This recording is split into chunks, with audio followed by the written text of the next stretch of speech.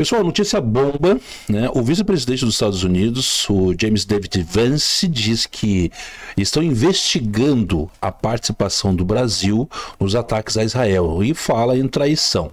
Pois bem, lembra do vídeo que eu trouxe aqui no canal aqui a respeito da extradição de urânio, aqueles navios da Irã que atracaram lá no porto do Rio de Janeiro e tadadã. Naquela época, em 2023, o que estaria fazendo dois navios, um de guerra e outro cargueiro aqui no Brasil, do Irã? Por que será? Pois bem, aí hoje cai a ficha, né? Cai a ficha. A guerra do Irã, segundo o vice-presidente de Donald Trump, diz que o Brasil tem sim dedo lá na guerra do Irã e está investigando e fala em traição, tá? Como eu falei para vocês, a coisa tá ficando feia pro lado do Nine. Aí voltando aqui pro Brasil, eu vou chamar esse cara. Ex-presidente, não, presidente, o Nine, ex-presidiário. Pois bem, esse cara que hoje ocupa aí o poder com a ajuda escancarada do Supremo, agora quer dar lição de moral em Donald Trump. E ele fala muita coisa ali. Bom, enfim, enquanto o povo brasileiro, tá? O povo brasileiro sofre com a aflição do desemprego, energia cara, queimadas, recortes.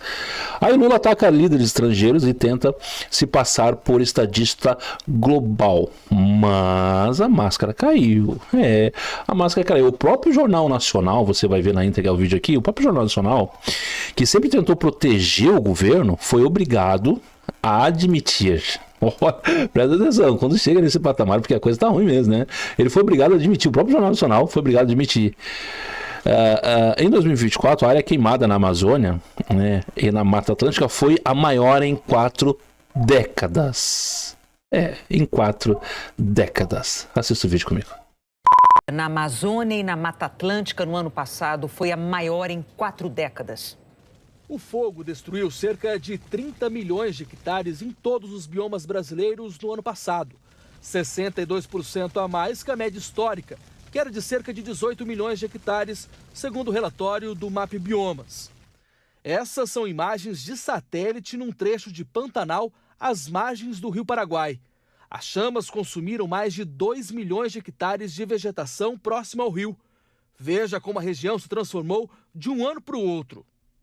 Nós viemos aí de 2 anos seguidos, né, 2023 e 2024, uma seca muito severa, atingindo grande parte dos biomas brasileiros, e isso fez com que a paisagem ficasse mais inflamável mesmo. O MAP Biomas faz a comparação com imagens de satélite registradas desde 1985. Em todo esse tempo, 2024 foi o pior ano em incêndios para a Mata Atlântica e a Amazônia. Os 2 biomas tiveram os maiores índices da história em perda de vegetação pelo fogo. Na Floresta Atlântica, a perda foi de mais de 1 milhão de hectares, um aumento de 260% em relação à média histórica. O Cerrado continua sendo o bioma mais afetado por incêndios recorrentes. 35% da vegetação atingida pelo fogo estavam nesse bioma. Mas a Amazônia sozinha respondeu por metade da área queimada no ano passado, 15 milhões de hectares. Só a terra indígena Utiariti, em Mato Grosso, perdeu mais de 2 milhões de hectares. Mais de 70% dos incêndios florestais ocorreram entre agosto e outubro, período de estiagem. Foi o que aconteceu no interior de São Paulo. O fogo, que começou num canavial, se espalhou pela mata. Preciso continuar reduzindo o desmatamento para não ter ignição, né, para o incêndio florestal. E é preciso melhorar o manejo de pastagem, porque assim também a gente reduz a chance desse fogo escapar e virar um incêndio florestal. Bom, mas o que eu vou falar, né? A culpa é do Benuriro, do Bolsonaro, dos bolsominions, do meu amigo, o que podemos falar, né, cara? Aí é que tá o detalhe, né? Quando se fala em queimada em 4 décadas, 4 décadas? Pois bem, e o que faz Lula? Ele ataca Trump e diz que o ex-presidente americano deveria ser menos internet e mais chefe de Estado. Sério isso, Lula? vindo de quem passa o dia discursando e fugindo da realidade? Se houver alguma coisa que eu não acredito que haja. E nesse mundo conturbado, um mundo em que você tem presidente de uma nação do tamanho dos Estados Unidos, que deveria primar pelo discurso, deveria pensar o que falar, deveria ser menos internet e ser mais chefe de Estado, deveria pensar mais em livre comércio, deveria pensar mais no multilateralismo, deveria pensar muito mais na paz. O que a gente vê todo santo dia na imprensa? A necessidade de uma desgraçada de uma manchete. Nós já tivemos presidente assim, e vocês sabem que já tivemos assim. Ou seja, o que menos interessa é a verdade. O que menos interessa é o interesse do país. O que mais interessa são interesses escusos, pequenos. Porque toda vez que a gente tem uma divergência entre vários setores que estão disputando uma determinada coisa nesse país, a gente não vai atender nem aqueles que estão na extrema-direita, nem aqueles que estão na extrema-esquerda. A gente vai atender o caminho do meio, que é sempre aquilo que é possível fazer. Tá bom, mas enquanto Lula fala de Trump, Trump responde uma ucraniana aflita, né? Cujo marido está na guerra, e ele responde com empatia. Presta atenção nesse vídeo aqui e aprendam. Aprendam, isso é que um líder faz. Acolhe, respeita e responde com dignidade. Veja. BBC News Ukrainian. Where are you from?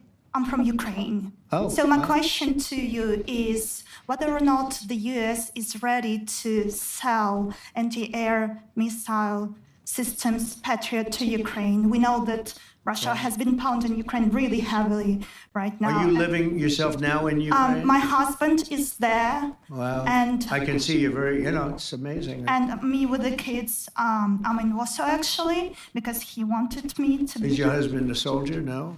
He's there now? Yeah. Wow. That's rough stuff, right? That's tough. And you're living here? In Warsaw. And you're a reporter? I am. Good. So let me just tell you, they do want to have the anti-missile missiles, okay, as they call them, the Patriots. And we're going to see if we can make some available, They're very hard to get. We need them too. We were supplying them to Israel, and they're very effective, 100% effective. Hard to believe how effective. And they do want that more than any other thing, as you probably know. That's a very good question, and I wish you a lot of luck. I mean, I can see it's very upsetting to you. So, say hello to your husband, okay? Thank you. O negócio tá pegando fogo, né, cara? Mas olha só, eu admiro muito o Trump, tá? Porque ele respondeu com dignidade, respondeu com sabedoria.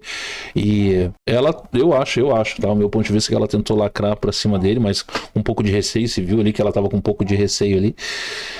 Se realmente o marido dela tá lá na Ucrânia, a gente não sabe, mas enfim, ela tentou falar algo eu acredito que para desconcertar Donald Trump, mas Donald Trump foi lá e como um líder de verdade, tá?